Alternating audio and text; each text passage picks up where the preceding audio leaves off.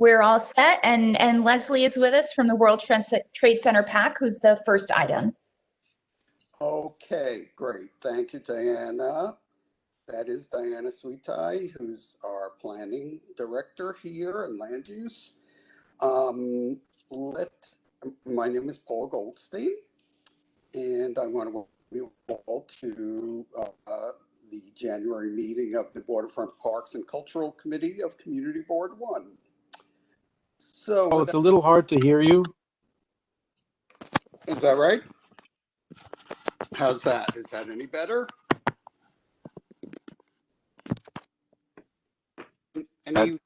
How's that working? I hear you okay, Paul. What?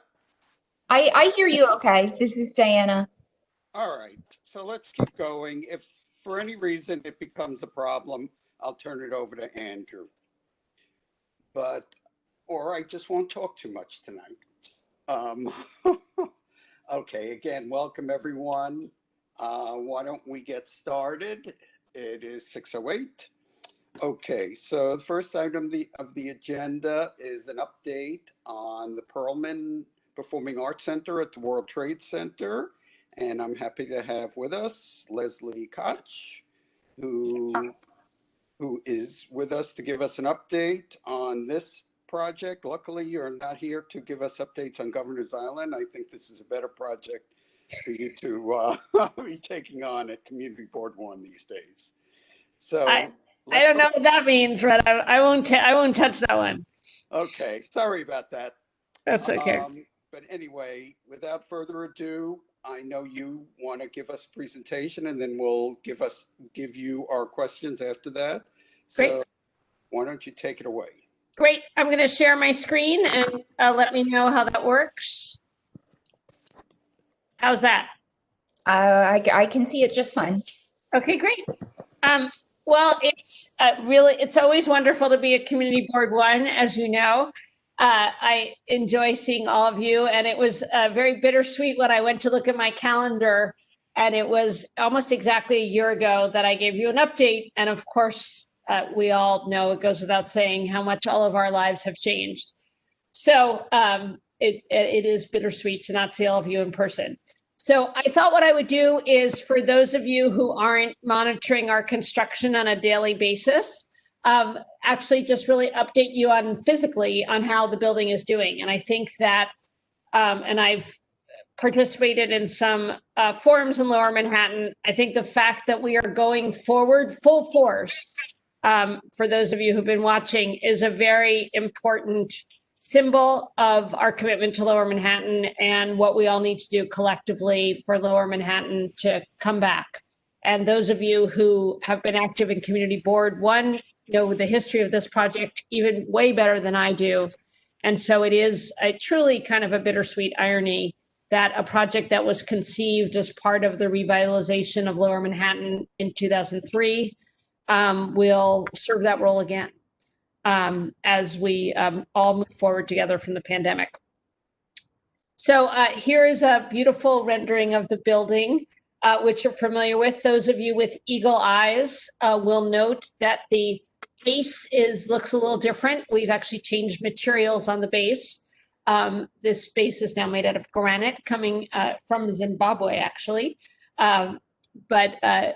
Just so if preempting a question about whether I've done a bait and switch, I am aware that the material has changed. This was when back actually literally 2 days before the commemoration of 9/11 in 2019, when we began our own construction on the site. Everyone knows that this is a very complicated site and that we're being built on top of the WBVA structure, the West Bathtub Vehicle Access. And so while there has been construction for several years on the site, it was really only on September 9th, 2019 that we began, our cranes rose and we began actually construction. So what looks like a little arena in the middle of the site is not a theater. And you'll see, because you're getting up to the minute progress, I went and got pictures from 2 weeks ago on where we are with theater construction. So I saw you, as I mentioned, in January of 2020 And so this, I was not able to show this picture. This is progress beyond that as of March with the steel being erected. We refer to the play level as the level where the theaters are. So that's really the third level above the ground. As you know, from the design of the building, you go up 26 steps in order to access the public or lobby level. We, like every other construction site in the city and state, shut down. We shut down in the late March per the governor's order. We lost, quite a few days of construction. We began again in June. So by July, we were at what I would say is full force. We have about 100 crew members of our construction crew on site on any given day. So we obviously are not able to make up those days, the COVID delay, but we were able to mobilize Siami, as you can see. So our construction manager did really extraordinary work, and we are obviously observing all COVID protocols on the site. This building, parallel progress, I wanted to show you some of the components of the building, because when we talk about construction, it is not just what you're seeing as you walk by on Greenwich Street in terms of the steel rising, but the components of the building. So in order to build the facade, which is really the signature of the building, it will glow from within. This marble comes from Portugal. It's quarried in Portugal. It's actually turned into tiles in France and then fabricated on the right into a curtain wall in Germany. So you can imagine the complexities of monitoring COVID regulations in 3 other countries. Actually, 4th, we'll get to one in a second, because our theater walls, our big guillotine doors are actually fabricated in the United Kingdom. So this is work that was going on in the spring, and obviously complicated in terms of monitoring our progress without being able to go overseas. This is a very technical photograph. The theaters, as you know, are flexible, which means that they can be reconfigured in different ways to create intimate spaces. They do that through these enormous doors, and these are actually being fabricated in the United Kingdom. I will let you know when they get craned in sometime in April, because it will be very dramatic. These doors are quite enormous and a critical component for the theater design. And then this was actually, I used the word bittersweet at the beginning of my presentation. And I also mentioned that we are lighting the building from within. So in order to test that, we did a mock-up, and we all were able to stand on a stage, probably the only to do that mock-up. So this is back in New York, up at the New Victory Theater, testing the lighting that has been designed, a very unique lighting scheme for the building. And then back on the site, this grand staircase began to take shape in December. You can, again, this is from up above looking back out. And you can see, of course, a little bit of the memorial and Battery Park City beyond. And then this is as we're actually beginning to build the theaters, laying the concrete floor, and then erecting the steel structure that frames out the actual theater spaces. And you can see we are at full height for our building. We come up to about the 10th floor of 7 World Trade. So you can see that. And then again, very recent pictures. So you can see each of our theaters taking shape. And this is my favorite because you can see here, you can really visualize that this is a theater. Those curved pieces of steel are actually the balconies of the largest space taking shape before our eyes with the steel. So this picture is about a week old. So we are well in construction, obviously delayed because of COVID. So we expect to complete construction in 2022. We haven't announced the first day of performances. We are planning to begin doing hard hat tours. So I'm hoping that I will be able to invite members of the community board to be among the first, continuing the tradition we started on Governor's Island. I don't know how many tours we all did together, but quite a few sometime this spring. I've learned my lesson of trying to do tours in the winter. Not people don't find that so interesting, especially during a pandemic. And so my focus has been, largely on construction, as well as fundraising, setting up programming, and I hope at the next, whenever you invite me back, we'll be able to show you some of the interiors. In addition to Rex, the firm designing the building, the Rockwell Group has joined the team. We're working on wayfinding with a firm called Entro. So we are, like all the rest of the world, working remotely from different locations in New York City. I have actually, besides the mandated shutdown of construction, have really tried to keep focused and to keep moving forward. And I think as we all look for whatever the new normal is, our collective belief that culture plays an important role in what is Lower Manhattan and what is New York City, we are ever more committed. One thing I also do want to mention, which I think everyone is aware of, but this summer, since the last time I came to visit you, we have a new chair, someone who you are familiar with, the former mayor of New York, Michael R. Bloomberg, is now the chair of the board, and he is very deeply, actively involved in all of the matters, particularly raising funds. I brief him very frequently. He comes to visit the site. So that is also news. So I do recall the last time I was here, there was one concern I think we followed up about whether this facade that you see here is bird safe, which it is.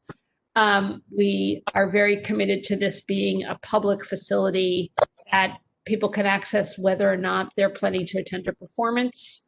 And we're working really hard to keep going. So that's you have a very robust agenda today, so I didn't want to take up too much time. But as always, I'd be ecstatically happy to host you all for a tour when the weather gets a little better, and also to take any questions or comments that you have now. So that was my quick little update. But Thank you. My pleasure, Paul. So when are you anticipating your opening at this stage? We haven't announced an opening date. We're expecting substantial completion in late 22. And then what we'll do is kind of like what restaurants do, sort of soft opening, friends and family. So you'll probably get invited more times than you want to come, and you'll be one of our guinea pigs as we print tickets and escort people and make sure people find the restrooms easily before we actually have our official public performances. Late 22. I thought it was 21. Yep. So it had been one of the goals had been 21, but through a variety of factors, delays, and then obviously exacerbated by the pandemic delays, we are now in 2022. Understandable. Okay.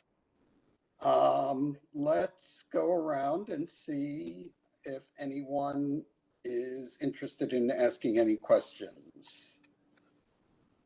Is there anyone there? Hey, Paul, it's Andrew. I have my hand up. Oh, there you are. Go ahead, Andrew. Sorry. Thanks for that update. Really looks great. And apologies if I missed this, but can you provide just a brief update, if you didn't already, on your funding status? Sure. We are public-private partnership, so as you know, we have funds committed from LMDC that we are continuing to access, and then we are actively fundraising at all times, literally. So we have raised probably, I'm just going to do the quick math because we've raised about 85%. I want to say I may have to recheck that exact percentage of the building costs so far. And our chair, who, as I mentioned earlier, is leading the fundraising charge, has said in every fundraising call that he is not to rest until every dollar is raised to ensure that the building is completed. Thank you. Sure. Pat, did you have your hand up? Yeah, I do. Hi. Hi, Hi. Leslie. Hey, how This are is you? Pat Moore. I would like to know about parking, cars, drop off, pickup, taxis. What's going on with traffic? I live at 125 Cedar. You know where that is. Uh-huh. It's the Yep. 1010 firehouse. Yeah. So what impact is that going to make on the community in terms of traffic? We don't have parking dedicated to the building. And people will have to use kind of the existing traffic patterns so that the drop off would be, I mean, you're really south of us. So I would imagine that if people are being dropped off or picked up, it's more likely to be a little, at a little north by Seven World Trade. I'm hoping, and I say this ironically, true confession, I live in Brooklyn, not Manhattan. I live in Borum Hill near Barclays. And, I remember when they were opening Barclays and I thought, what's going to happen to my neighborhood? And they said everyone should take mass transit, and everybody did. So our proximity to the Oculus and the Fulton Transit Hub, I think, will be very key for people using transit as a preferred mode.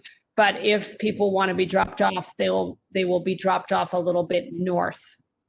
Would be my expectation. Sorry, where will they be dropped off? I call it the little triangle in front of Seven World Trade. No, they have to come down. They have to come down Broadway or at Church or whatever and turn.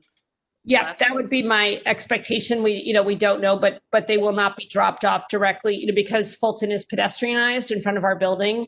They're Right. not going to, be able to drop off except, very exceptional circumstances. Yeah, but I just want to say, comparing Barclay to this area is completely different. Barclay is on a wide street in both directions. This is, Yeah. all No, tiny I just meant in terms of neighborhood impact. Living 4 blocks from Barclays, and the fact that I didn't believe them when they said take transit, and it actually worked, much to my amazement. I was you complaining in my neighborhood about the addition of a major facility coming to my neighborhood. So I was using that as an analogy. Was the traffic study done at all? I believe there was before my time. I'm fairly certain, but I will double check and get back to Diana about what kind of. Would you please? Yeah, I appreciate that. Of course. Great. Thank you. Okay, Mitchell, did you have a comment? Mitchell? Mitchell, 1 second, you were muted. Let's see, where are you? There you are. Do you hear me now? Yes, go ahead, Mitch. Well, first of all, Leslie, this is an amazing thing, long overdue. I don't have a specific question right now, but do you have a contact email? Because I might have some question or a positive suggestion. I think, I'm very interested in the project. Absolutely. Diana knows how to get in touch with me, and you could even have a negative suggestion. You can even have a criticism, and I'll answer you. I promise. Okay, so I can get your contact information. Absolutely. Diana, yeah. Diana and Paul both. Thank you very much, Leslie. Of course. Okay, Alice.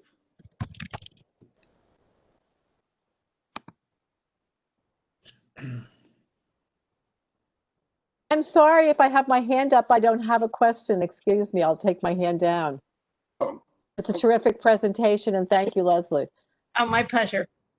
And Richard, did you have a comment? Yeah, thanks. Just quickly, I wondered, thank you for this. This looks fabulous. Could you just tell us a second first about the bird safe facade and how you achieved that? And then the other question I have is about the programming and what's in store for that. Sure. I can't tell you how it was achieved without making it up, but only that I remembered, because I looked at my notes from last year, that it had been a question that I think I had followed up with Diana, but I wanted to put forth. There had been some concern about the facade, and it was looked at in the design of the facade. And again, it is not a clear glass facade. It is literally, as you see the image here, it is very thin slices of marble sandwiched between pieces of glass. So I just wanted to mention it because I didn't remember who at the committee board had asked last time. but I do take notes and pull them up when I come, even though it's been a year and a year unlike any other. I did remember what the questions were from last time. But then you had a second question about programming. What's the thinking about that? Sure. So What's the plan for this? yeah, my partner who's in charge of the programming is a man named Bill Rausch, who comes from the Oregon Shakespeare Festival and really pioneered their working in partnership with the community on all kinds of programming. Obviously, Ashland, Oregon is very different than Lower Manhattan. But he was particularly known in the theater world and nationally for his work on diversity and inclusion. He now lives in Lower Manhattan on Chambers Street. And the programming will be a mix of theater, dance, music, some chamber opera. We're in particular, and I think I referenced this the last time, but I think it's important to underscore one of the things that we're committed to is having the public level of the building open, free and open. And that may not seem like a big deal, but then you realize that most performing arts centers and theaters, actually the lobby is restricted to people with tickets just before or at intermission. And we have actually also included in the lobby a small stage so that we can enable people from the community to create their own kinds of performances, and we hope that those performances will be free, so that whether or not you choose to participate in a ticketed performance, that there'll be other opportunities for you to use the building and enjoy performance. So much as Lower Manhattan has, and that little island called Governor's Island has an enormous array of free performances outdoors. We're bringing that indoors in the sense of making our lobby a place where people can enjoy performances, whether or not they hold tickets to the theater performances themselves. So we haven't announced our specific schedule or program yet. Usually, we're too far off, unfortunately. There's some sort of magic formula when you announce those things relative to when people buy tickets. But I think it's very important to underscore that the building will be free and open to the public, and that the programming will be very diverse and will be diverse in its pricing as well, so that it can be accessible. Thank you. Sure. Paul, can I just ask her about Leslie? Based on what you just said, I think that would be kind of like the David Rubenstein Atrium. That's kind of an adjunct to Lincoln Center, where it's 62nd Street, where they have some like open things to the public, right? Well, it is to a certain extent. They actually only do free performances once a week, or Right. again, pre-pandemic, Thursdays at 7. Right. And this will be more intimate, Okay. and it'll feel more like kind of a giant public living room than the atrium feels like, to be honest with you. But which I think the atrium's a wonderful asset for the Upper West Side, and they've done a beautiful job programming it. But this will feel much more like the living room for Lower Manhattan. Thank you. If you were to imagine allowing people to do song and dance in your living room. Thank you. Sounds good. Kathy Gupta. Sure. Hi, Leslie, and congratulations on the wonderful progress we're seeing here. I'm wondering if there's active dialogue with the other cultural institutions and theaters downtown. I'm thinking in particular of BMCC and PACE about how this will impact on their programming and viability, and also if there's going to be any joint programming with the museum. Yep, really great questions. I confess to you that Marvin Kurzloff, president of PACE, and I went to college together and hadn't seen each other since college. So our mutual jobs have given us an opportunity to talk quite frequently. And as you know, PACE has an incredible performing arts curriculum, particularly for undergraduates, as well as obviously being the home of the Actors Studio. So we are in conversation about opportunities. I haven't yet been in conversation with the program at BMCC, but we expect as we fill out our team that one of the things we'll be doing is talking to all of the anchors of Lower Manhattan, performing arts and otherwise. Obviously, from my time in Governor's Island, even though some of the names and staff have changed. Places like the Seaport and LMCC, those are all institutions that I know personally very well. And it's been wonderful to reconnect with their leaders, some like Jonathan Bulware, who I know from my time, and others like Lily Chopra, who are new since my time working in collaboration with LMCC. And we are in very, very active conversation with the museum about the kinds of programming that can draw on some of the themes they wrestle with and be appealing both to their visitors and to New York City residents. So that's something that's very active. I actually spoke to Alice a couple days ago. So very close partnership. Great. You're still going to have, I assume, a variety of programs oriented towards kids in the neighborhood? We will have some in that. In fact, the lobby stage will be a wonderful place, particularly because it'll be free and sort of, again, that living room metaphor.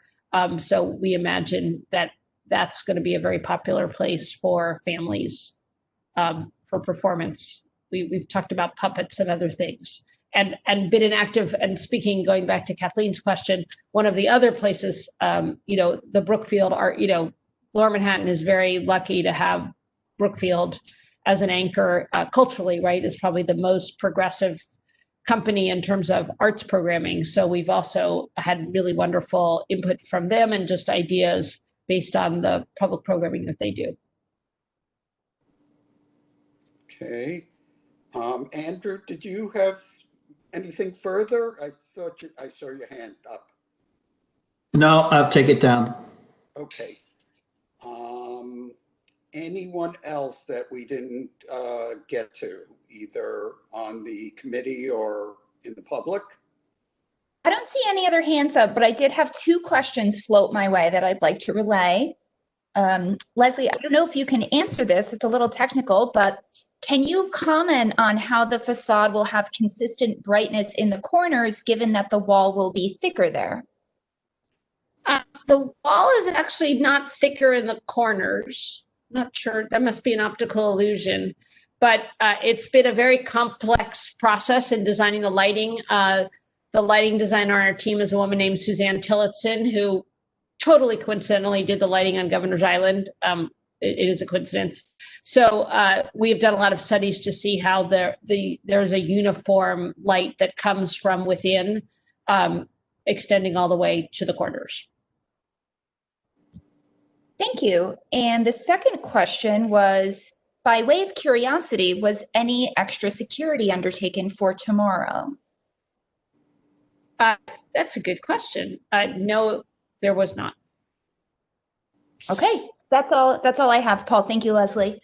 Okay, thank you. Bye, Sure. everybody. Do you need? And of course, Diana, please feel free to share my contact information, and I'll also be in touch when we're ready to do tours, so we can organize a construction site tour. Okay. One quick thing. Oh, I'm sure, happy Paul. to hear that.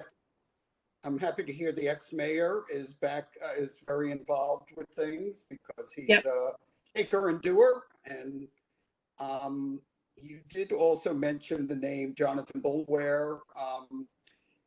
I guess if the mayor is has a little extra time beyond all the fundraising he's doing for your institution, I will just pass along that there is a real issue with that museum trying to have sufficient funds to keep it in operations. Yeah. So Jonathan, I was on a panel with Jonathan hosted by the Downtown Alliance, so he was very eloquent about the challenges that they face.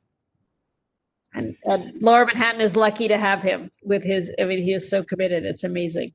well, we're trying to come up with a solution to their fundraising that perhaps does not involve some towers that a lot of people are opposed to, including the Land Commission, it seems.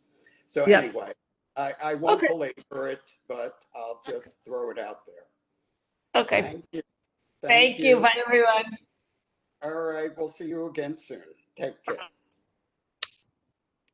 All right. I guess we're ready for item number 2. Hudson River Park is Rashi with us? Is she going to begin for Hudson River? That looks like, okay. Yeah, Yes. I see Rashi's on. I passed presenter privileges to Tina, so if that's not the right person, let me know, but otherwise you should be all set. Whoever's on your team is ready to go. Just introduce yourselves and go for it. Yes. Hi, this is Rashi. Can you hear me? There you go. Yes. Okay, great. Hi, everyone. I'll get started. Hope you all are doing well. So one thing we all really learned last year is how important parks are for the community, providing respite and a safe place for people to go to. First of all, we at the park are super excited with the success of Pier 26, which managed to open during the COVID-19 pandemic. It has been so well received and extensively used by the community. Carrie Roble and Tina Walsh from HRPT will be talking more on this. I have few other updates that I will start with. So the city group water taxi at Pier 25 has been operating without any issue since end 2018 to transport its employees between Jersey City and Manhattan. Operations were suspended in April 2020 due to COVID and resumed in October 2020. We have not received any complaints related with their service. The number of employees using this service remains small, with a maximum occupancy of 49 aboard the water taxi vessel. We've been assured by the water taxi operator that the vessel engine being used has been recently tuned and meets the required EPA Marine Tier 3 low emission standards. So that's really something I wanted to update you guys on.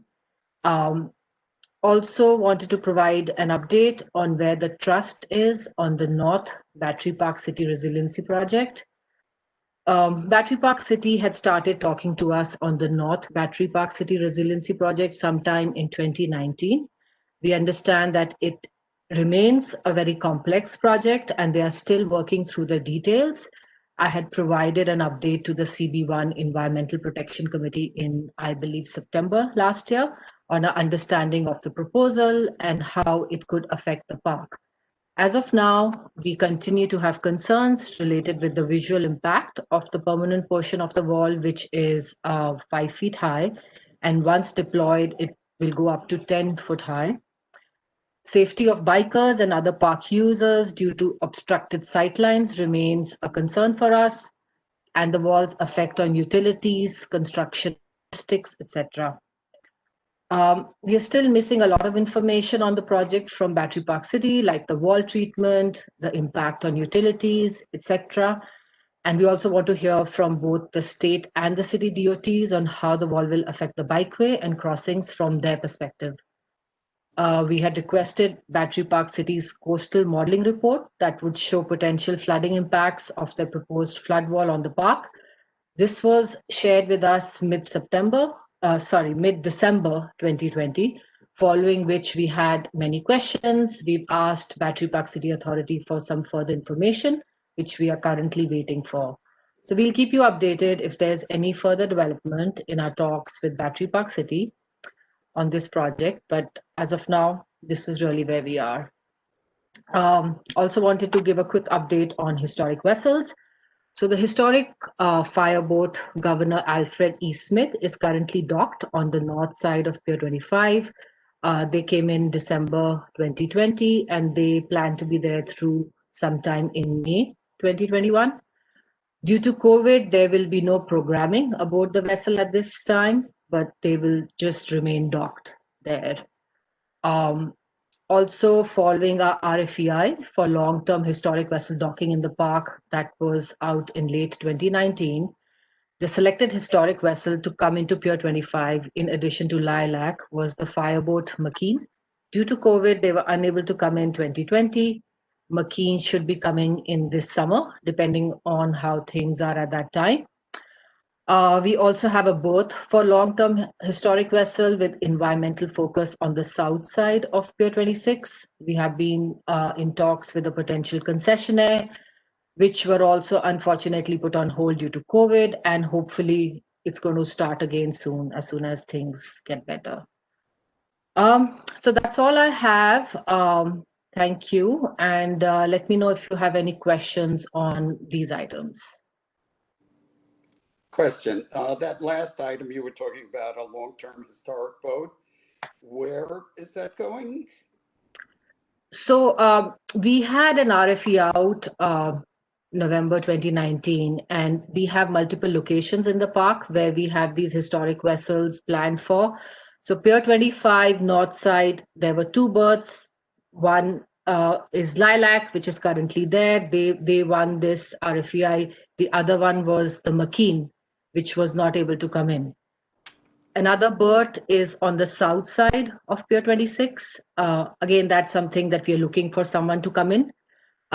I must add that in addition to these long-term docking for historic vessels, we do have space for visiting vessels also, both on the north side of Pier 25 and on the south side of Pier 26. So this is really what we have in CB1 area. We do have another berth available at Pier 97, which is up north. Thank you.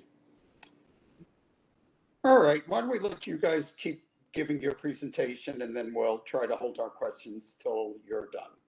Sure. So I'm going to hand it over to Carrie and Tina. They're going to talk about the Tribeca Habitat Enhancement Project and Pier 26 Tide Deck Programming and Research. Over to you guys. Thank you, Rashi. Hi, everyone. My name is Carrie Roble. I'm the Vice President of Estuarine Education with Hudson River Park Trust. Thank you so much for inviting us to speak tonight. I wanted to share an update based on a project that I discussed with you all in September. This is the Tribeca Habitat Enhancement Project. So since our last meeting, we've confirmed that Rycon would be our lead contractor with Billion Oyster Project as the subcontractor on this project. And currently they're working on a schedule based on a number of variables, but largely seating capacity of Billion Oyster Project's seating facility in Red Hook, Brooklyn. And we have hopes, though, of starting an install of reef balls, gabions, and the pile encasements in July of 2021. Based on additional conversations, our conversations with you and our advisory council, we clarified that there are very few areas or places where these habitat enhancement structures are at a depth of 7 feet or less at low tide. And in the areas where they are at a depth of 7 feet or less at low tide, we will be making adjustments with those exact locations so that we can optimize this area for both habitat enhancements and non-motorized boating, which is our intention. I'd also like to share that since our last meeting, we have surveyed benthic and epibenthic habitat in the area between Pier 34 and Pier 26 as part of our baseline understanding for existing habitat conditions in this area. Hudson River Foundation completed a sampling of bottom types and benthic community composition, and these results are currently being analyzed in collaboration with the University of New Hampshire. Underwater dives of Pier 34 and those former pier areas or rubble fields have also been completed, and epibenthic assessment has begun and being led by Dr. Alison Fitzgerald with New Jersey City University. Last time, I also shared a lot of updates related to the tide deck at Pier 26, which Rashi said we're incredibly excited was completed this year. So just to remind you, at the western end of Pier 26, we have this feature called a tide deck. And it's a tiered engineered space with native marsh plants, including cordgrass, and then it culminates in this rocky intertidal, which is dotted with tide pools. And Tina's now going to share a little bit about our programming, and then I'll share more on our monitoring work related to the tide deck.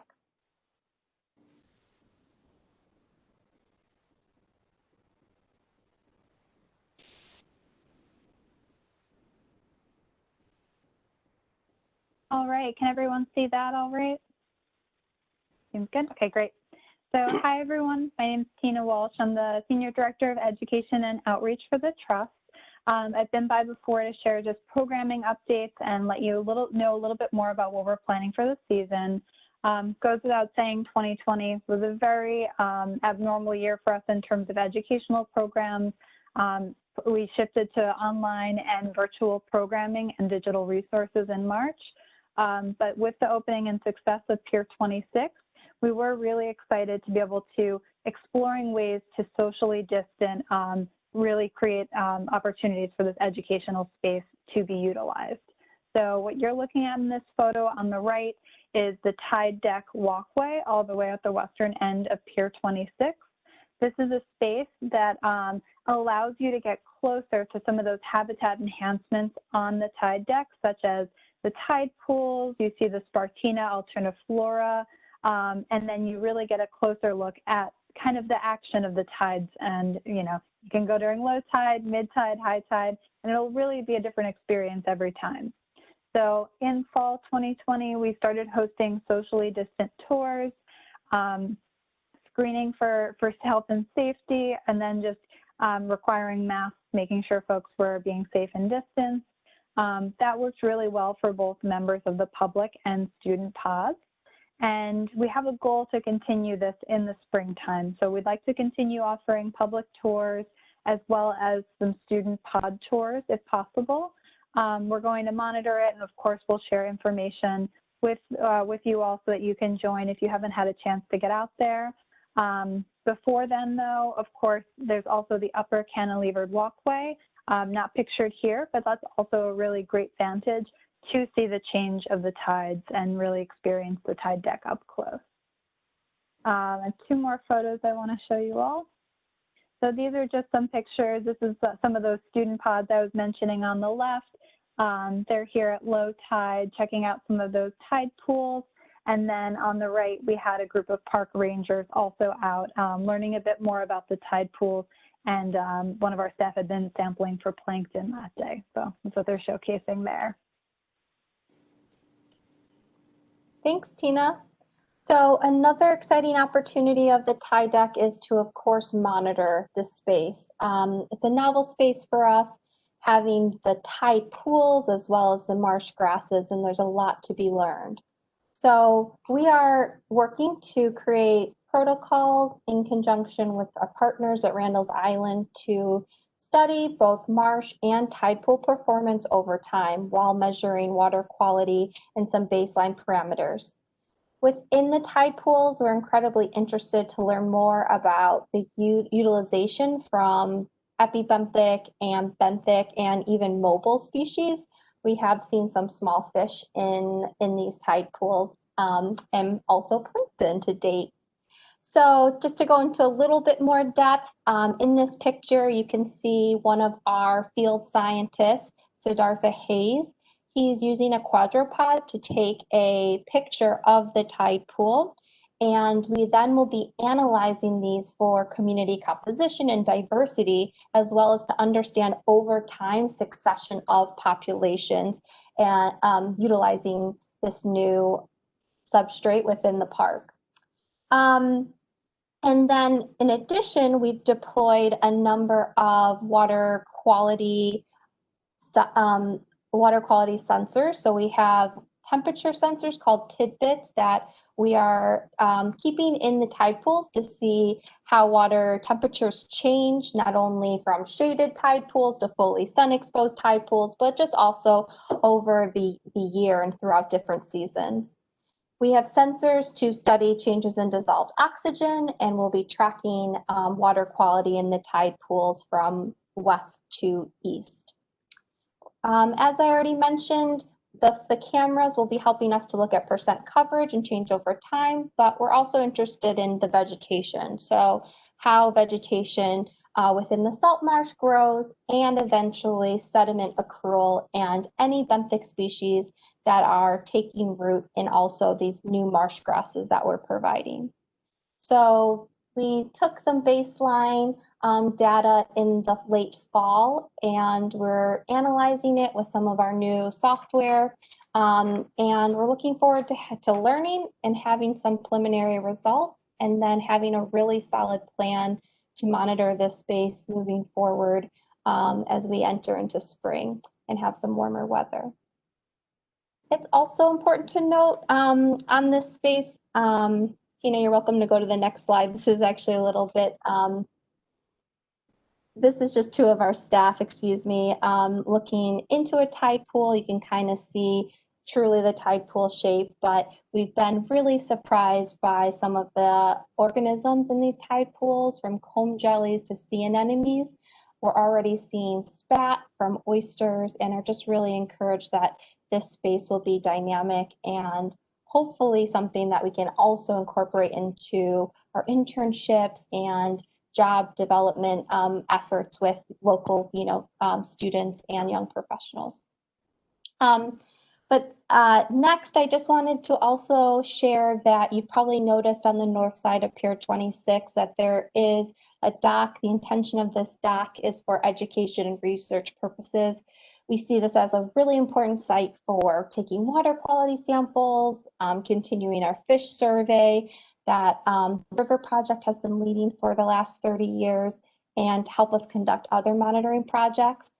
There could also be limited use from small skiffs or work dinghies to help us to just move items such as, oysters from one site to another.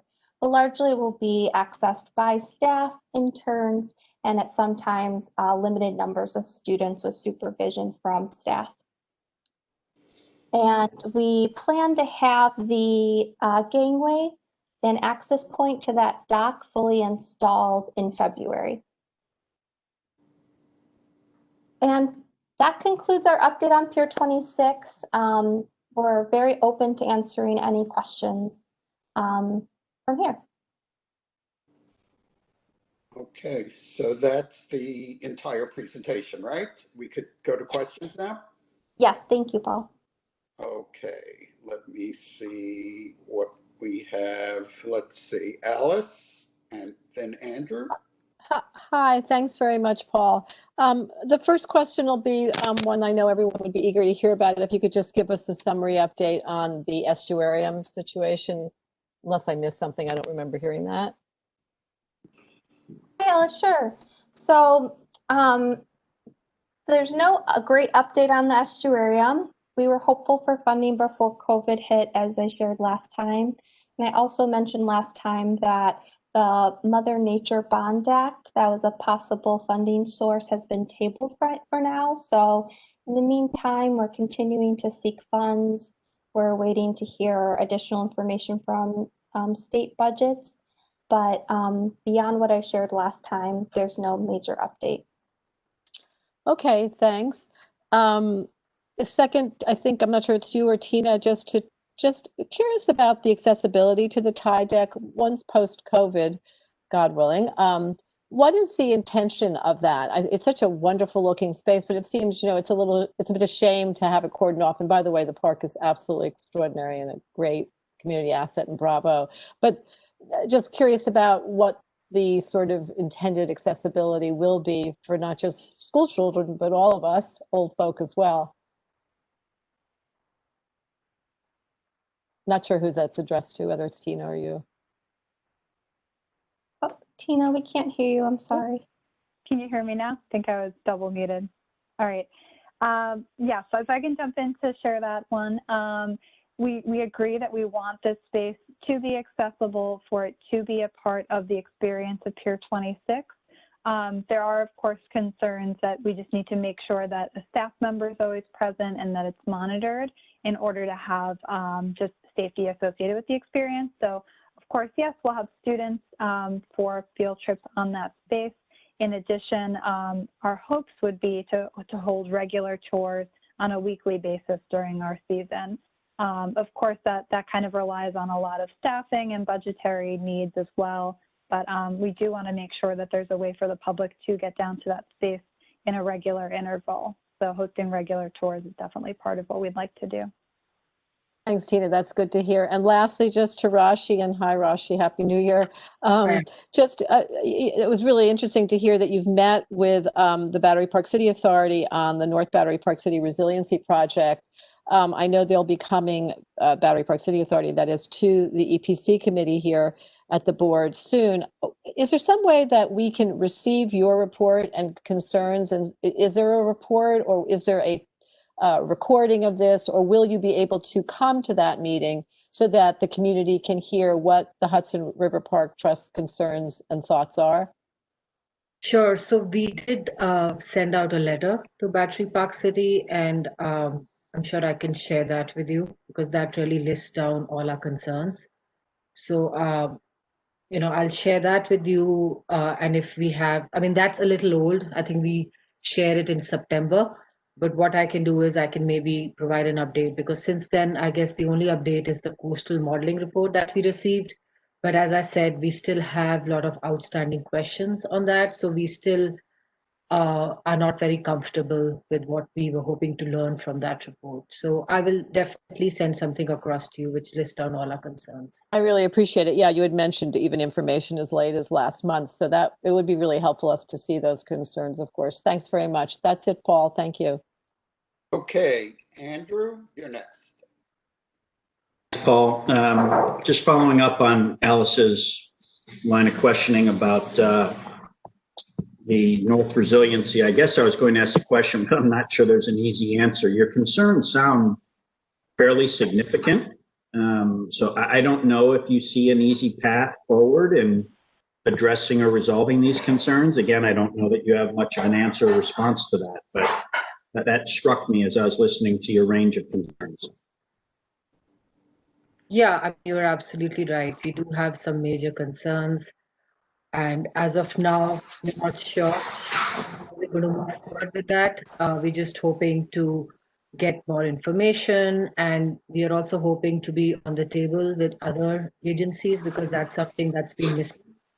We haven't had an opportunity to sit together with other agencies, with Battery Park City. So that's something we're really looking forward to, so that we can all kind of be able to, discuss our collective concerns at some point.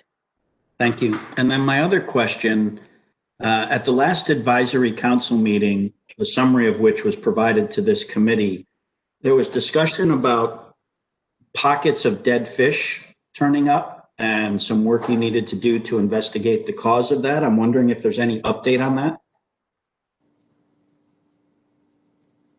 Thank you, Andrew, for following up on that. So our partners at DEC continue to track the high die-off rate that we saw of Manhattan, just to catch everybody up. In late fall, early winter, we saw a striking die-off of bunker fish. They're schooling fish, also called Manhattan. They're incredibly common to this area. We are seeing heightened numbers, which have some really encouraging impacts, such as we're seeing increased numbers of humpback whale populations in the New York City waters, particularly before the harbor. But we also, many of you probably heard, saw a humpback actually in Hudson River Park's waters. And the reasoning for the die-off is still not totally certain as to the variables that were impacting it. Many scientists are saying that due to just the heightened numbers, this isn't something that is too abnormal. You see high die-offs at the end of the season once they have expended a lot of energy through their migration. And to date, I think that they're continuing to, they know that they took samples, they took tons of data on where they were seeing the high numbers occur. But as to exact answers, we haven't heard of a final kind of, there was also presence of a disease or a very direct reason for why the die-off occurred. Thanks for that. And then last question, and if there's not a sort of minute or two summary of this, we can take it offline. And even though it's outside of our district, but can you just provide a brief status report on Pier 76? Is anyone on the call able to speak to that at all?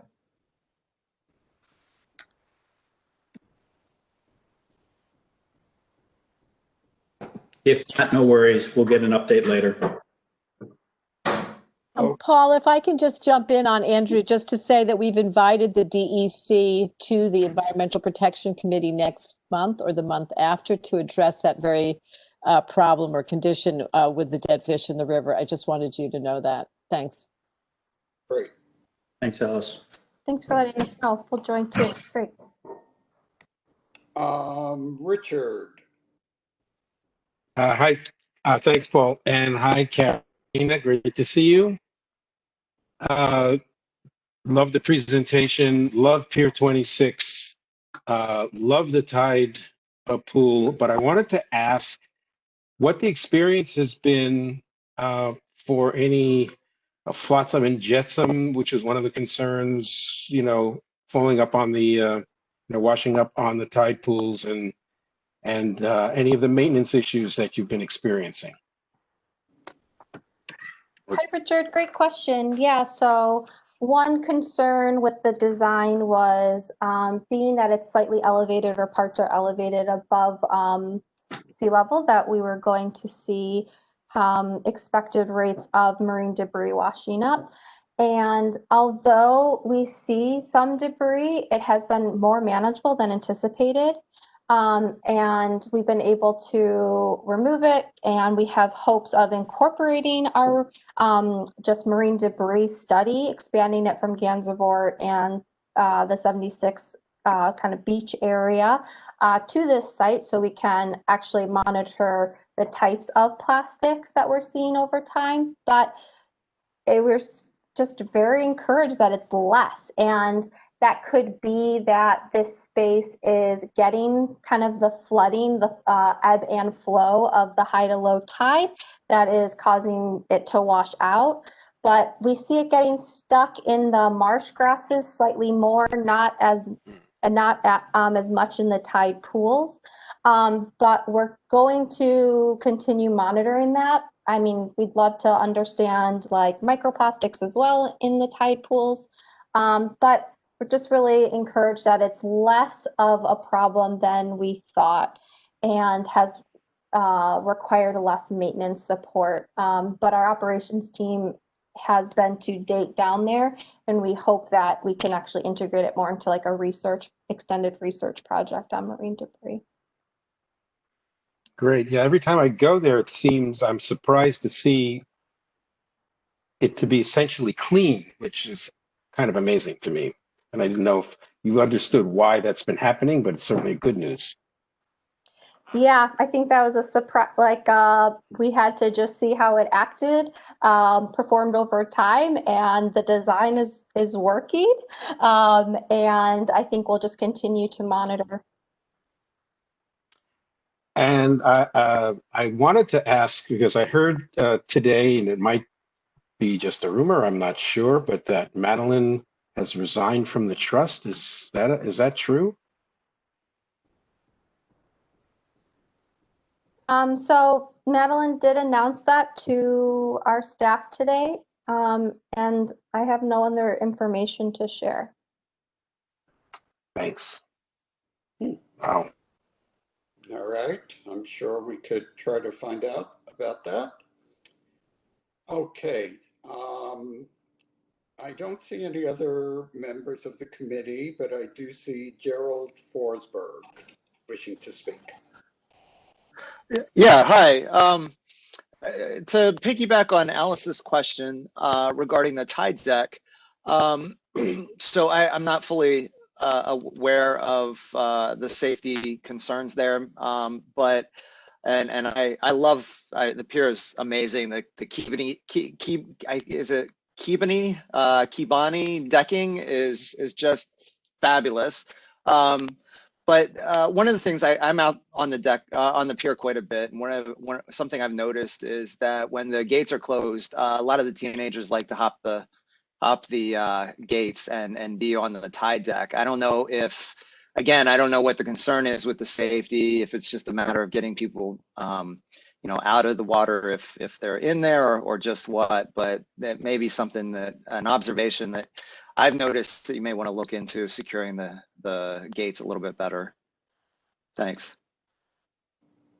Thank you for pointing that out, and that's definitely something that we're aware of and working to manage as well as possible. It seems like it's such an attractive new space, and of course people are curious. So we hope that increased programming to meet the interest will be one great way to decrease that, and also just proactive education around some of the potential safety issues.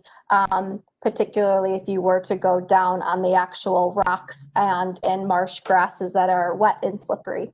But thank you for noting that, and it's very much on our radar, very much something we're working to hopefully decrease and improve. Okay. Any other comments, questions from anyone? Paul, I had a couple come my way. Let's see. One is regarding water quality samples. This is for Tina. What do you mean by water quality samples? Are you taking pollution measurements? And if you are taking pollution measurements, are you posting them online? Yeah, so in terms of the tide deck monitoring itself, some of the parameters that Carrie mentioned were temperature, dissolved oxygen, species coverage, and just what is present in there as well. Adjacent to that pier, though, I do want to also mention Pier 25. There's one of our water quality monitoring stations as part of the Hudson River Environmental Conditions Observation System called RECOS. We can put the link in the chat. That's a publicly accessible meteorological and hydrological data source with near real-time data. So every 15 minutes, the sensors in that machine are measuring salinity, they're measuring all types of water quality and weather data. But that site's at Pier 25, and then there's also a second site at Pier 84 in Midtown. Both of those are publicly accessible. And then in terms of pollution sources, with our merger through the River Project, we're now a main laboratory site as part of the Citizens Water Quality Testing Program. This was started by a group of non-motorized boaters for concerns of human waste and enterococcus in the Hudson. So that means we take water quality samples once a week during the boating season of May to October. Those results are also publicly accessible. The difference with measuring pathogens is that it's not real time, just due to the 24-hour process that needs to happen to measure that. So we are measuring it. It's all accessible. And I think one of the takeaways we always share with students and with the public is, in fact, even though pollution from human waste does end up in our waterways, it is actually or still a remarkably clean system overall, and most days is swimmable as well. Great, thank you. And one more question. How many sites are less than 7 feet from the surface, and what does the optimization entail? Will these be moved? No problem. Yeah, so when we were placing the 14 on bottom locations for reef balls and gabions, there was only one area which at most it's proposed to have 8 gabions and 8 reef balls. That is at a low tide would have a depth of 7 feet or less. So therefore, the adjustments to optimize would be that in that area at depths that are 7 or less, we would not be dropping these features. And that was because we want to make sure that we can keep our boaters safe, as well as, of course, help to improve habitat. So for research reasons, we want to compare how these features perform not only from kind of east to west, north to south, on those pier rubble fields, as well as soft bottom. So we want that variety, but we also want to be sure that we're doing it in a way that is compatible with the variety of uses for the space between Pier 34 and Pier 26. So it would be us making adjustments in terms of either the number of proposed features in that area to decrease them, or not using that area to ensure that we aren't going into depths of 7 feet or less. Great, thank you, Carrie. That's all the questions that I have, Paul, and that's all the hands up. I think we got to everybody. Okay, so Rashi, Carrie, and Tina, I thank you all for coming, and we'll be in contact with you guys. Thank you for having us. Have a good. Okay, let's move on to item 3. Item 3 is we were contacted by Community Board 10, who asked if we can discuss a proposal they have for Central Park. So I will let them explain to you what that's all about, and then we could talk about it. So Karen Horry, the chair of the Parks and Recreation Committee of Board 10, is with us. Are you there? Yes, I'm here, Paul. Okay. Hey, Paul. Paul, I'm sorry, just before Karen begins, can we clarify where Community Board 10 sits? Karen, could you answer that? It's uptown, but you give the details. Yes, we are in, we run from 110th Street to 155th Street and in Manhattan, in central Harlem. Great, thank you. You're welcome. Okay, so north of 7, okay. So Karen, are you ready to go? Yes, I am. I'm not that familiar with this format, so I'm would need a little help with sharing the screen. I'm not sure what I should be doing. Oh, sure, Karen. I'm going to transfer screen share privileges to you, and then you should be able to go to share in the menu. All right, thank you. I'd just like to say that our chair, Cicely Harris, is with us, and I think she'd like to say a few words. Oh, great. Yes, just really quickly. I just wanted to thank you all for having us here. Paul, Tammy, thank you so much.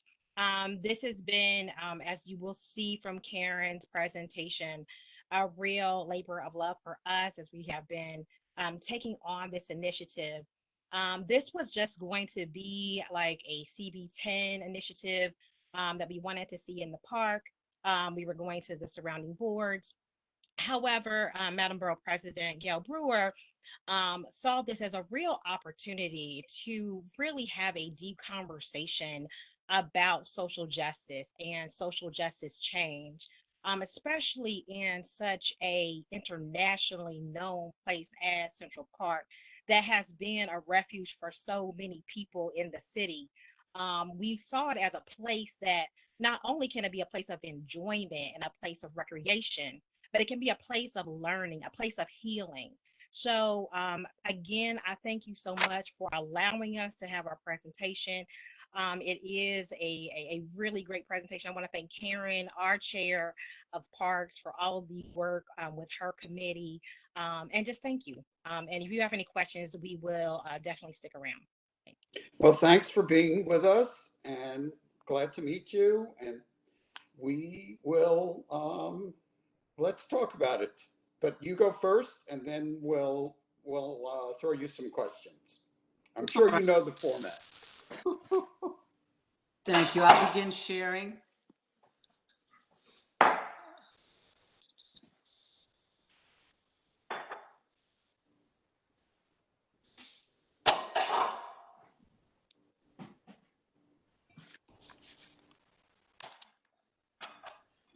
Okay, I'm having a little problem with this, but let me just keep.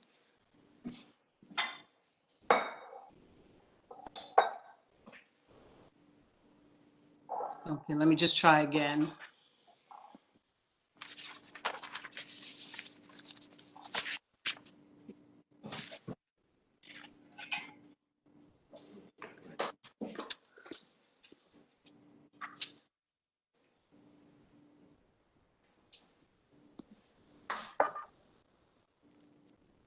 Diane, as a plan B, can we have it emailed to you to possibly put up? It's a very large file, so that's not going to be possible. Okay, let me try share screen. Screen start a broadcast. And let me go to.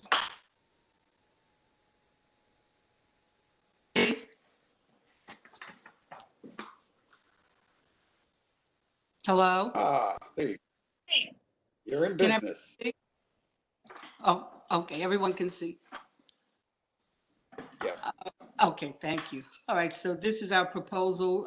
It's a public art commemoration in Central Park, and we're looking at it at this time.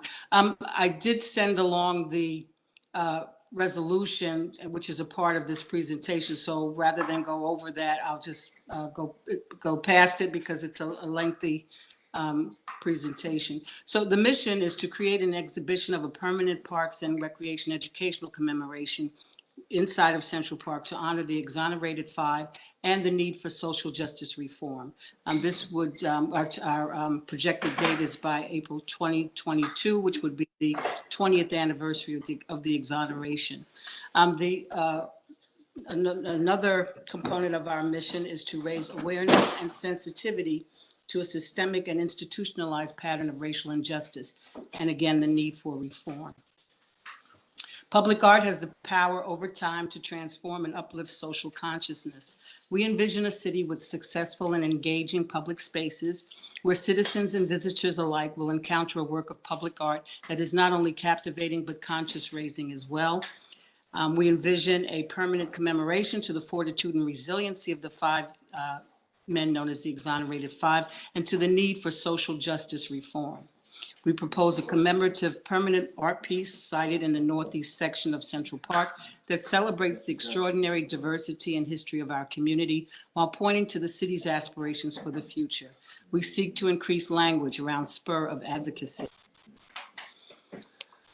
So for five young boys who hail from the Harlem area adjacent to the northern end of the park near 110th Street, Central Park loomed as a rural oasis in the midst of the urban concrete.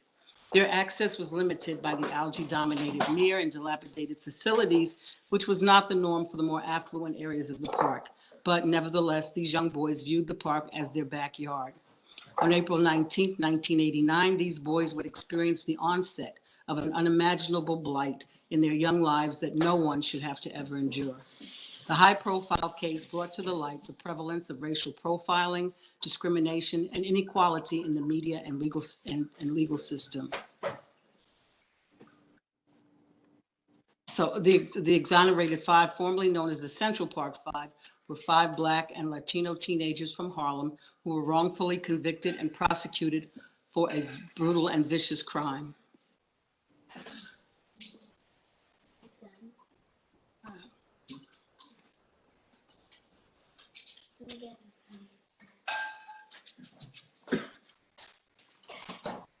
The experience of the exonerated five and their families was not exceptional. It fits a historical pattern of unjust arrests and wrongful convictions of Black and Latino young people in the United States. We must understand this pattern to be able to channel the recently newfound interest in the case into the necessary systemic reforms. The history also involves the impact on the families. And this is a statement directly from Mrs. Sharon Salam, mother of Yusef Salam, one of the exonerated five. And she explains how the climate took its toll on all our families, destroying relationships between father and son and mother and son. The many years of stress on our innocent boys and families caused many family members to be inflicted with disease and driven to death. In 2003, Matias Reyes stepped out of the shadows and confessed to the raping of the jogger, Miss Tricia Maley. His DNA supported his confession. Now that the prison experience is over, we are all trying to move toward forgiveness while we are rebuilding our lives. Their story continues to be told through acclaimed storytellers in print, film, and TV. There is a riveting, in-depth biographical account of the Central Park Five jogger case. which was written by Sarah Burns and released in May of 2011. Ms. Burns, along with her father, Ken Burns, and David McMahon, examined the 1989 case of the 5 teenagers who were wrongfully convicted in the Central Park 5 documentary, an award-winning film project. It was also explored in When They See Us by Ava DuVernay, which was released in 2019, which is a Netflix miniseries, also award-winning. And then we had the companion special to When They See Us Now by Oprah Winfrey, which was released in 2019. Why should we have a commemoration in the park? A commemoration to the exonerated 5 in Central Park would shed light on the prejudice, hatred, and ultimately unnecessary incarcerations that occur due to the inequities inherent in the American justice system. We also believe that this could inform, engage, and activate the public in building a path to healing for Black and Latino communities in Harlem, the nation, and throughout the world. We would use this as a forum to educate and not incarcerate, to end the school to prison pipeline that exists and has a great impact on our communities. African Americans make up approximately 13% of the American population, but roughly 36% of the 2.2 million Americans incarcerated. About 1 in 9 Black men between the ages of 22 and 34 years old are in prison. New York City's communities of color are disproportionately impacted by incarceration. Youth of color remain far more likely to be committed to institutions than white youth. Between 2003 and 2013, the racial gap between Black and white youth in secure commitment facilities increased by 15%. High imprisonment rates correlate with other community problems related to poverty, employment, education, and health. This inequitable disparity has been made even more evident as a result of the ravages of COVID-19. Improvements made to the northern end of the park began in 1989, following the Central Park jogger case. Work on the ravine located in the northern part of the park was completed by 1992. The Central Park Conservancy announced a $51 million campaign for upgrades in 1993, resulting in the restoration of bridle trails, the mall, the Harlem Mere, the North Woods, and the construction of the Dana Discovery Center at the Harlem Mere. An in-park commemoration will present a forum to raise conscious awareness around the need for social and criminal justice reform. A gross miscarriage of justice that forever brutally altered the lives of 5 young boys from the community who formerly saw the north end of Central Park as their backyard. The in-park commemoration would encapsulate a return to the site of origin of the miscarriage of justice, in a sense coming full circle. This would be an added component in the promulgation of an iconic healing of systemic wounds on a broader societal level. The park is the most natural location for a commemoration since its location is burned into the collective memories of New Yorkers as a major turning point in our city's history. So the objectives of an in-park commemoration would include honoring the resiliency and experiences of the exonerated 5, bringing attention to the pervasiveness of racial injustice within the criminal justice system, with special attention to the experiences of young people of color, changing the narrative of who is honored to embrace all corners of our city, sharing the lived experiences of people who are victimized by the criminal justice system, and demonstrating that this is not an isolated injustice, but part of a larger system that produces injustice in daily ways.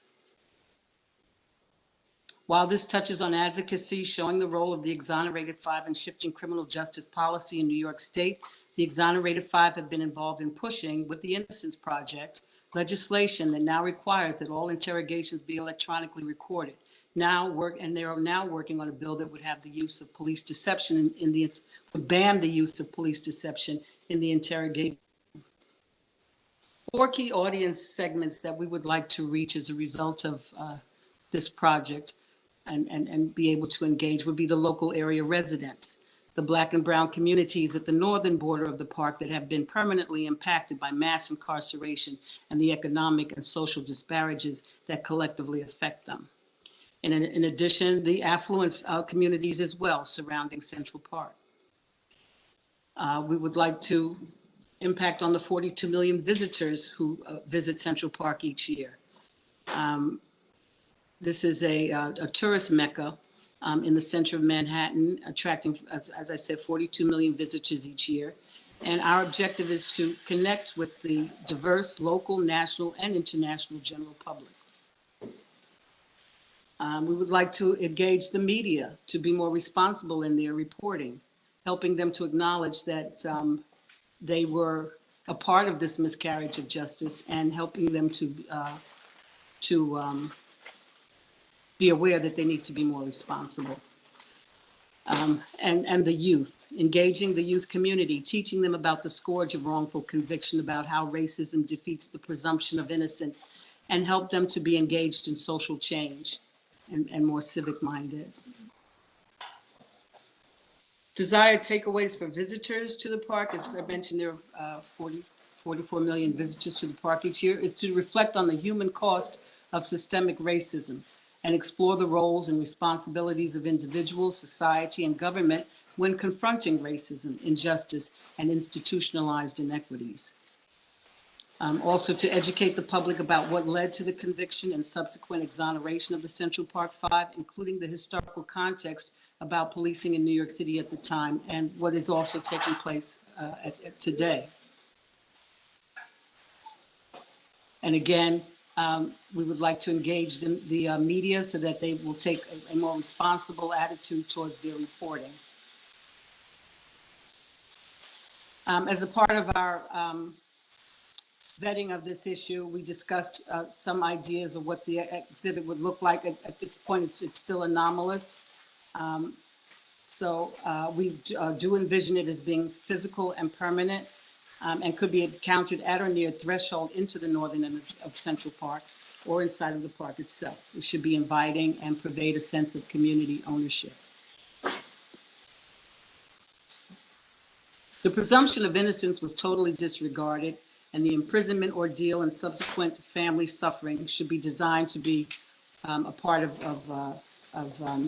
the viewing experience. This was suggested as a result of our discussions, and the blatant racism should be graphically exemplified with Donald Trump's full-page ads in the media as part of the exhibition. So that is very key as well. Most importantly, we want this to be about education. So we are working with Sarah Burns, the filmographer, to help us to develop a curriculum around this. So an Exonerated Five commemoration could be linked to the following programs and Central Park monuments with the objective of raising awareness and sensitivity to a systemic and institutionalized pattern of racial injustice and need for reform.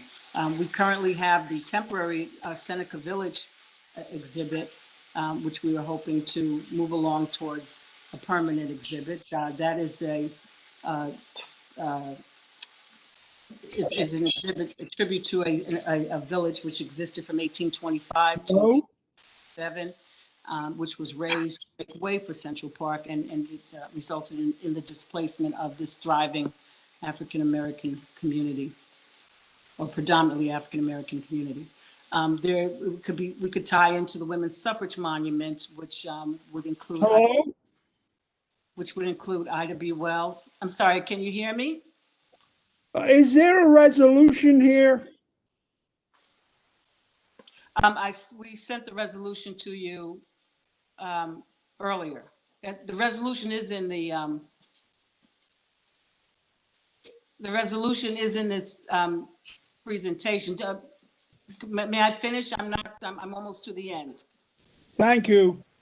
You're welcome. A tie-in to the Women's Suffrage Monument, which would include Ida B. Wells, who was a suffragette and also an anti-lynching advocate, who at that time there were thousands of people, predominantly Black, being lynched at the turn of the century. Marion J. Sims, the statue which represents medical apartheid, which related to how Black women were treated medically as opposed to white women. Marion J. Sims operated on Black women who were enslaved without anesthesia, and then went on and did those same practices on white women with anesthesia. An exonerated 5 commemoration could also be linked to the New York Historical Society, the Museum of New York City, and we could have linkages that way. Also, the Rikers Public Memory Project. It's a community-based initiative involving collective stories about the impact of Rikers. The Riker family purchased the island in 1664, and over a 200-year period engaged in profiteering from the slave trade in New York City, in the New York City area. Slavery ended in 1827 in the state of New York. New York City purchased the island in 1884, and then the Rikers Island Jail opened in 1932 and has been notorious for overcrowding, violence, abuse, substandard, and inhumane conditions since. The Rikers Public Memory Project is advocating for closure, and one of the exonerated 5 spent a great deal of time there. So we have a lot of support from the community, also from our elected officials. Borough President Gail Brewer has been very, very supportive of this. The mayor, we have letters of support from Bill Perkins, Councilman Perkins, and Assemblywoman Inez Dickens, and from Senator Chuck Schumer as well. When we speak of advocacy, we're thinking in terms of legislation which would end unnecessary jail detention for people awaiting trial and for low-level offenses, to shorten excessive prison sentences and improve release processes, sentence fewer people to incarceration and make sentences shorter, change the financial incentives that fuel punitive justice system responses, stop probation and parole systems from fueling incarceration, and keeping juvenile justice, criminal justice, and immigration processes separate. This would, we would also be advocating for giving all communities a voice in how our justice system works, an examination of punishment versus rehabilitation. So as a result of our planning methodology, we hosted 3 public panel discussions this summer. Our panelists included Sarah Burns, filmmaker, Malik Yoba, actor, author, and activist, Dr. Yusef Salam, member of the Exonerated 5, Mrs. Sharon Salam, co-founder of the Justice for the Wrongfully Incarcerated and mother of Dr. Yusef Salam, Jay Larry, a corporate attorney, Richard Barreto, independent cultural community consultant specializing in public art process, Cynthia Copeland, president of the Institute for the Exploration of Seneca Village History, Vincent Sutherland, executive director of NYU Center on Race, Inequality, and the Law, Rebecca Brown, director of policy for the Innocence Project, Dr. Adamola Alugbafola, vice president of International Communications Association in the Harlem Dwyer Cultural Center, Brenda Berkman, retired FDNY captain and director of the Monumental Women Board of Directors, myself, Karen Ori, chair of Parks and Recreation, and Isaiah Jenkins, Manhattan Borough Director, Office of Museum. So we thoroughly vetted this issue. The request was first voiced at our October 2019 General Board meeting, and the committee undertook the request. We deliberated at our committee meetings in December, January, February, March, April, and May of 2020 and December of 2019. We formed a subcommittee after getting authorization from our executive committee on March 25th, 2020. On June 3rd of 2020, we passed our resolution unanimously in support of the project. The public panel discussions that we had were held on June, July, and June 18th, July 9th, and July 30th of 2020.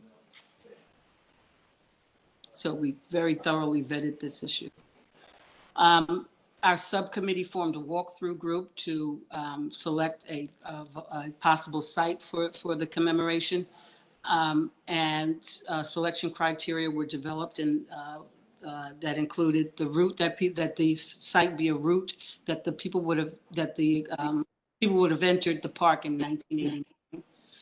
Accessibility for park visitors, and also that the site would be least intrusive to the integrity of the park setting and respective of the Central Park mission. And with that walkthrough, we came up with the suggested location of 110th Street and 5th Avenue, which there is an entrance there. So to date, we have submitted a statement of objectives and goals to Central Park Conservancy and New York City Parks. And we are here this evening to ask for your support and thank you for your indulgence. And that concludes my presentation, and we'd be glad to take questions. Okay, great. Thank you. You're welcome. Just one quick question I'll start with. Have you gotten any kind of response from Parks or the Central Park Group? Yes, we have some preliminary responses. We don't want to go into too much detail on that at this time because it's not solidified, but we have gotten a positive response from those both groups, New York City Parks and Central Park Conservancy, and we are looking at developing, along with Sarah Burns, a educational component. Okay, and one other quick question. So you're bringing this around, I know, to other community boards. Which boards have you gone to, and which ones have given you support? We have gone to all of the boards with the exception of 3 and 12, and we have gotten a positive response from all of the boards. We have resolutions as well as letters of support. Okay, great. Okay, with that, let me open it up. Joe Lerner, did you have something to say? Excuse me, could I just stop sharing my screen at this point? I think so. Thank you. Okay. Can you do that on your end, or do I need to do it? Let me give it a shot. Okay. Okay, you're all set. Okay, Joe, did you want to say anything? If you do, unmute yourself.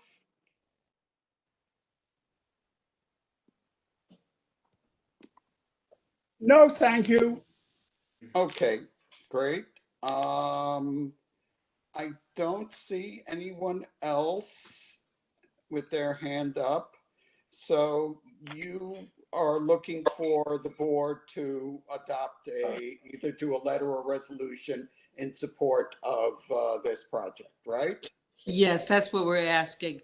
Back in October, the borough president had a resolution that was put forth, and we're hoping to go back to the borough board. But we were asked to go around to the individual boards to do the presentations. Diana, do you have a copy of any kind of sample resolution that we could show people, or? Give me 1 moment. I'll pull it from my email. Thank you. Is the committee generally inclined to go on record supporting this? I want to see someone say no. Absolutely. Yes, Paul, absolutely. All right. All right, let's give Diana a minute or two to just maybe tell you what's in the be it resolved clauses. Karen or Cicely, I'm having a tough time. I don't have it at my fingertips. If someone can resend it to me via email, I can pull it up right now. Okay.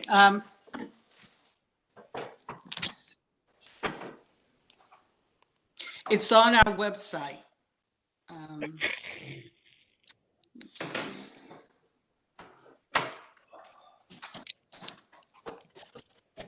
Trying to see if I can find it here. Cicely?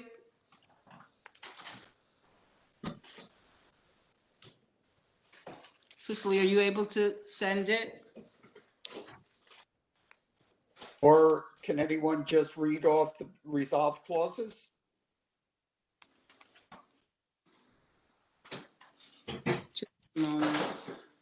Paul, are you thinking we do a resolution or a letter of support on top of their existing resolution?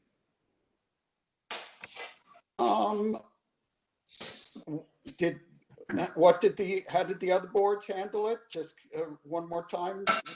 How many did resolutions? How many did letters? We have, Is this it here? Good work. yes, that looks like it.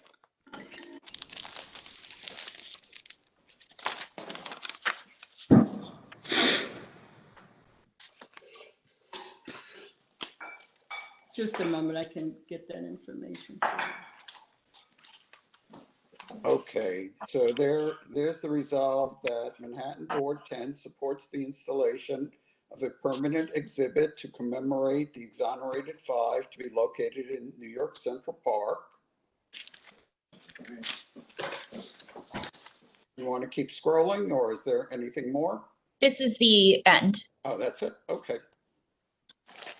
We did also send a sample letter that we received from Community Board 11. Okay. All right. So I assume do we want to just authorize our chair, Tammy, to support this in borough board discussions moving forward? Or does anyone think we should do a resolution? Well, I'd just like to suggest that the other boards have done either a resolution or a letter of support. All right. So what, any preference, anyone, or should we just do you want to just do a resolution? So Paul, I was thinking that a letter of support from you along with Tammy, I mean, I think this presentation was very amazing and timely, and, a letter of support that we appreciate all the research that's gone into this. I think that would be enough. I don't think we need to rewrite the resolution. Okay.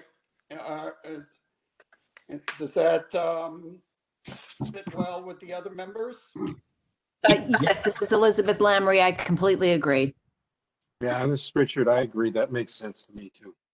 Amazing presentation. Yep. I'm on board, Paul.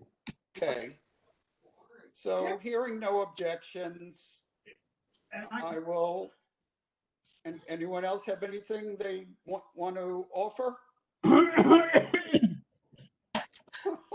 Okay, good. Thank you, Joe.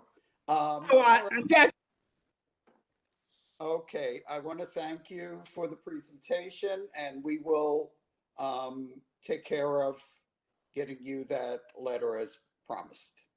Well, thank you so very much. Okay, thanks again. You're welcome. All right. Thank you so much. Very important. Appreciate it. Yes, and I thanks was for all going to your say, for all the this work was you've very done. powerful. Yes, you obviously put in a lot of work, and it's it's timely and a good idea, and we will certainly give you all the support we can. Thank you so very And much. I would say it couldn't be more timely given this is the last day of that man's presidency. I was going to mention that, but I decided to just Put another statue in front of Trump Tower also. Put a second statue in front of Trump Tower. Okay. Thank you so very much, everyone. Thank you. Thank you. Thank you both. Good night. Thank you. We do have one last item for that we have on the committee agenda, and that is with regards to Bogardus Plaza. I thought it would be appropriate, as many of you probably know, that project, which has been going on for some time, has now been completed. And I thought it would be very nice and certainly a good thing to do to recognize Marcia Guido for all the work that she's done. She's been an exceptional community liaison who's been tremendously helpful, responsive. I mean, she just took her position to a new level. Yes, like any other project, there were always bumps in the road. but she always walked us through them, helped us resolve them. And even when the committee wasn't involved, she worked with people on it. So for this one, we did draft a resolution that I guess, Diana, you could quickly show to the committee. Sure. Okay, so again, the project, well, I could start going through it while she's getting it up. There we go. Okay, so it walks you through how long the project's been around and the role of the community board and Marsha's role. And then the resolve says CB1 wishes to honor Marsha Guido as community liaison for the reconstruction of Bogartis Triangle for her excellent work, which should be lauded as an example of successful coordination with the community during DDC projects. And I particularly got a kick out of the last whereas, which says anyone who works with Marsha can attest to her responsiveness. She was known to answer residents over the weekend while working at the cash register of her family's bagel store, Bagels on the Hudson in Hoboken, New Jersey. So we'll give her a free plug. Any comments, questions, or are we ready to move this along? Alice, I see you have. Hi, Paul. Yeah, terrific. And I would just add there are a lot of people involved in that park, and I might want to just, and I can't tell you who they all are, but you certainly, the friends of the Bogartis Garden might want to get a shout out, as well as the designer, Senior Nielsen. So I don't know if you want to add those folks in, but it's just a thought. I agree, Marsha's been great, but there are a lot of people behind the success of that wonderful new park. That's not Hal Brom, or is it? Sorry? Hal Brom, is he involved in this one? I don't know, but I know that the Friends of Bogartis Garden will cover a lot of folks who are, and I do think the designer might want to get a shout out. So I can send you her name. But again, the main point of this is to really give her, some recognition. But yes, we could throw in something recognizing the role of others, unless anyone has an objection. Okay. Who else do we have? Anyone? Let's see if I see any other hands. Richard. Yes, I just want to concur, because I went and spoke with her probably a year ago to ask to keep me and us, the community board, up to date, and she was, as the resolution states. She was very responsive, answered all the questions, always happy to talk. And unfortunately, the park opening kept getting delayed, but she was always pleasant and willing to share whatever information she had, and I appreciated it. Okay, so we will try to incorporate, Mitchell, go ahead. Well, after you guys support this, I just wanted to, maybe you can contact Marsha. I don't know if this would be her purview. I pass by there all the time because it's in the area where I live. And there are some signs up saying, especially because kids are playing, no bicycles, no e-scooters, no, skateboarding. Obviously, it's a conduit for all the delivery bicycle riders. It's a conduit for all this, the skateboarders and e-scooters. There's zero enforcement, and it's a beautiful addition. So maybe if she has some pull, because there's zero enforcement of what they're trying to do at different times of the day and weekends and nights. So I just wanted to bring that to your attention. Okay. Since Let me suggest that Diana try to take that on at the office staff level, maybe at a district cabinet meeting or something. And if need be, we can, take it up as a committee item. Yeah. I don't want anybody getting arrested. I'm just saying that it's just like there's a couple of notices, but there could be kids playing and they're like delivery workers whizzing by as a conduit, the way cars used to do that. Okay. Is that okay, Diana? Yes, definitely. I'll work with Lucian to address the appropriate parties in terms of the enforcement. And the signage could probably improve to make it a little more visible for that. Got it. Thank you. I actually just want to second that. I don't want to take away from this beautiful resolution, Of course. but the skateboarding situation was incredibly bad as soon as it was open. And when I asked the skateboarders, I was like, listen, it just opened. Could you just give it at least another week before you skateboard in there? And they were very aggressive to me. There was a group of around 10 or 15, like late teens or to early 20s the other night. And very aggressive. Yeah. Okay. Why don't we give the staff a chance to work on some of these issues? And if necessary, we could always put it on our agenda moving forward.